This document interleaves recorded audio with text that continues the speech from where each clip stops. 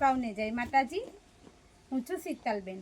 આજે અમે આવ્યા છે ઉટડી રોડ પર। આપણે હું અગાઉ પર એમના ઘરે આવ્યા કરું છું અનાજ કીટ આપવા માટે, પણ આજે જેનિલને અમે મળવા માટે આવ્યા છે।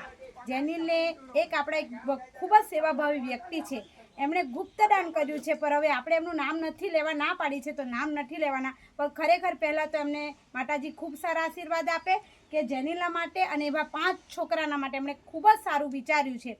તો જેનિલને આજે એમણે 5000 રૂપિયા આપ્યા છે ગુપ્તદાનમાં, એમના ભણવા માટે, લખવા માટે, કે કોઈ પણ એની જેનિલની જે જરૂરિયાત હશે એના માટે।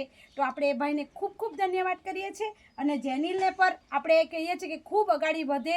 અને જેનિલ, તને કેવું લાગે છે આ પૈસા આપ્યા છે તો? સરસ ને, હા ને? આપણે થેન્ક યુ કહેવાનું ને?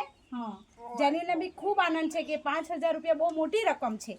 તો આજે એ ભાઈને આપણે ધન્યવાદ કરીએ છીએ અને આવી જ રીતે સૌ તમે પર પૈસા દાન કરો કે કોઈ પણ વસ્તુ દાન કરો, જેથી આવા નિરાધાર વ્યક્તિઓને મદદ થાય। આ જેનિલના મા બાપ નથી અને મા બાપ વગરના છોકરાને એ ભાઈ 5,000 રૂપિયા આપ્યા છે, તો આપણે એમને ખૂબ ખૂબ આભાર માનીએ। જય માતા।